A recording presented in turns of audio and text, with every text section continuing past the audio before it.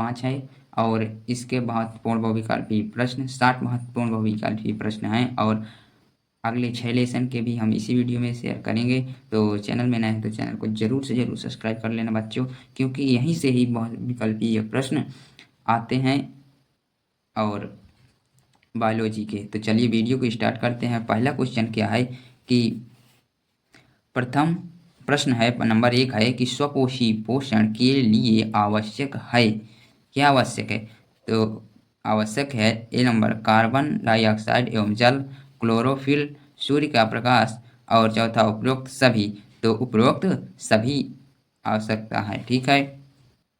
दूसरा क्वेश्चन है कि निम्नलिखित में से कौन सा प्रक्रम प्रकाश संश्लेषण के दौरान नहीं होता? क्या नहीं होता है? तो ग्लूकोज का पायरुविक अम्ल में वियोजन नहीं होता है। हम जो आंसर सही होगा उसी को बताएंगे, ठीक है बच्चों। तो ग्लूकोज का पायरुविक अम्ल में वियोजन नहीं होता है। चलिए तीसरा क्वेश्चन, प्रकाश संश्लेषण प्रक्रम में किसका संश्लेषण नहीं होता है? जब प्रकाश संश्लेषण प्रक्रम होता है उसमें किसका संश्लेषण नहीं होता? तो नहीं होता है कार्बन डाइऑक्साइड CO2 का, ठीक है। तो चौथा क्वेश्चन है कि प्रकाश संश्लेषण अभिक्रिया में कौन सा युग्म प्रयुक्त होता है? तो कौन सा युग्म प्रयुक्त होता है? जल तथा कार्बन डाइऑक्साइड प्रयुक्त होता है, ठीक है। और पांचवा है कि निम्नलिखित में से कौन सा परपोषी नहीं है? तो मनी प्लांट जो होता है वो परपोषी नहीं है। छठवां है क्लोरोफिल अवशोषित करता है प्रकाश ऊर्जा से।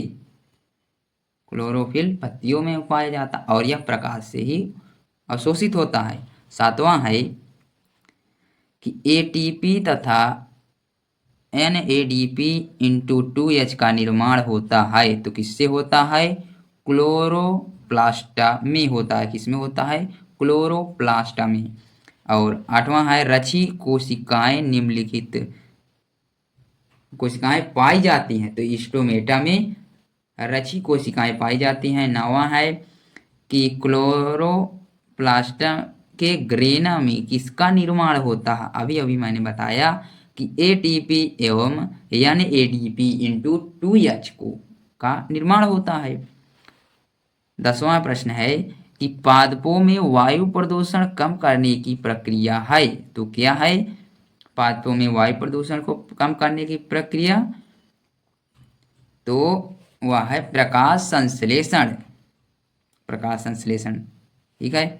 और 11वां है हरित लवक के स्टोमेटा में कौन सी क्रिया होती है? तो कौन सी क्रिया होती है? तो अप्रकाशीय अभिक्रिया होती है। कौन सी अभिक्रिया होती है? अप्रकाशीय अभिक्रिया होती है। देखिए बराबर प्रकाश संश्लेषण प्रक्रम में ऑक्सीजन किससे उत्पन्न होती है या होता है? तो ठीक है, क्या बी नंबर है जल से, ठीक। और 13वां नंबर क्वेश्चन है जठर ग्रंथियां उपस्थित रहती हैं तो अमाशय में कहाँ पर उपस्थित रहते हैं? अमाशय में। चौथा है पित्त का संश्लेषण होता है अर्थात पित्त रस का स्राव होता है तो किसमें होता है? यकृत में होता है। और मनुष्य के ग्रास नली की लंबाई होती है कितनी होती है? 25 से 30 सेंटीमीटर होती है। 16वां है कि मनुष्य में दूध के दांतों की संख्या कितनी होती है? तो 20 होती है। यकृत स्रावित करता है तो पित्त रस स्रावित करता है। 18 नंबर क्वेश्चन है जठर रस स्रावित होता है अमाशय से। जो जठर रस होता है वह कहाँ से स्रावित होता है? अमाशय से। और 19 नंबर क्वेश्चन है कि निम्न में से विटामिन का कौन सा जोड़ा जल में घुलनशील है? तो कौन सा है? बी ऑप्शन करेक्ट होगा। निम्न विटामिन बी तथा सी जल में घुलनशील विटामिन हैं। प्रश्न है 20 मनुष्य की लार में पाया जाता है।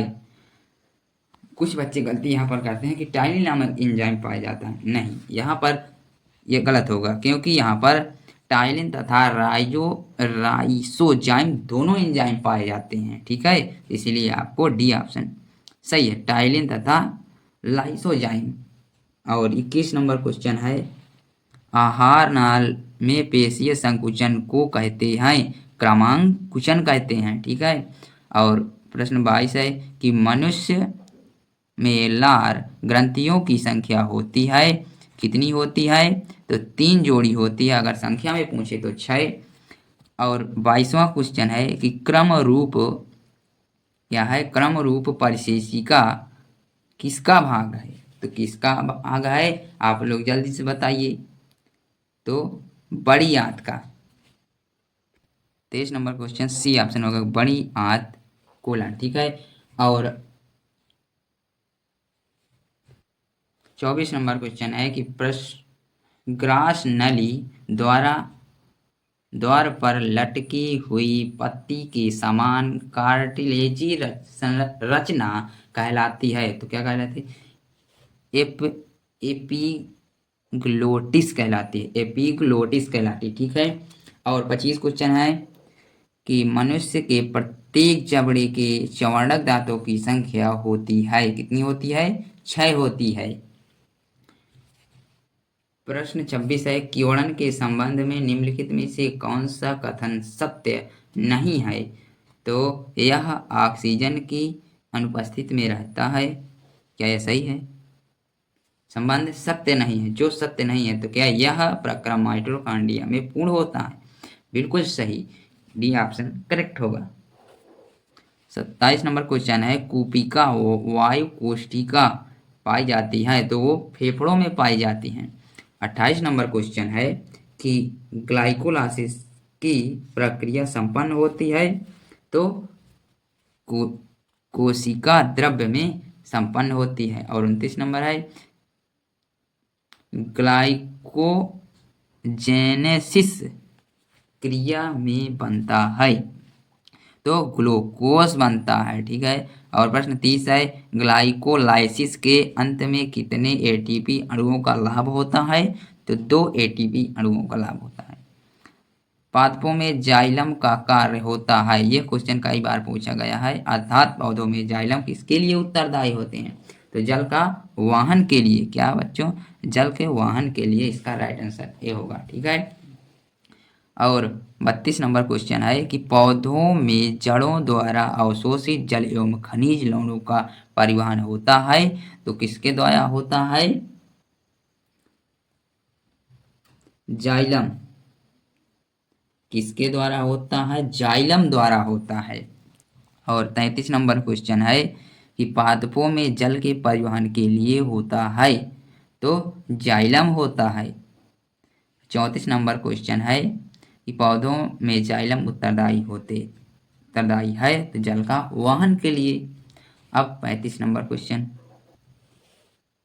फ्लोएम द्वारा भोजन का स्थानांतरण होता है, तो कहाँ? सुक्रोज के रूप में होता है। और 36 है कि पौधों में भोजन का स्थानांतरण होता है, तो फ्लोएम द्वारा होता है। 37 नंबर है कि डिक्सन और जैली किससे संबंधित है?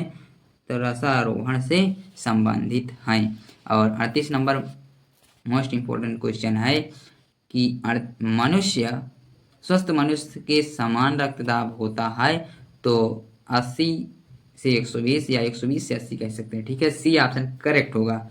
और 39 नंबर क्वेश्चन है कि मानव के हृदय में कोष्ठों की संख्या होती है, 4 होती है। हृदय के कोष्ठों की संख्या, हृदय के पूछे तो 4 होती है। और 40 फेफड़ों में शुद्ध रक्त आता है, तो कहाँ से आता है? ये क्वेश्चन कंफ्यूज कर देने वाला क्वेश्चन है, इसे जरूर याद करें। फेफड़ों में शुद्ध रक्त आता है, तो कहाँ से आता है? बाएं अलिंद में आता है। ठीक है, और शुद्ध रुधिर को शरीर के विभिन्न अंगों में ले जाती हैं, तो महाधमनी कौन ले जाती है? महाधमनी ले जाती है। 42 नंबर है कि यह कौन सी शिरा है जिसमें शुद्ध रुधिर प्रवाहित होता है? तो पल्मोनली में। रुधिर के कितने समूह होते हैं? 4 समूह होते हैं। 44 रक्त का लाल रंग किस उपस्थिति के कारण होता है? हीम के कारण होता है। किसके? हीम के कारण। और 5वां है कि लसिका में नहीं पाई जाती है।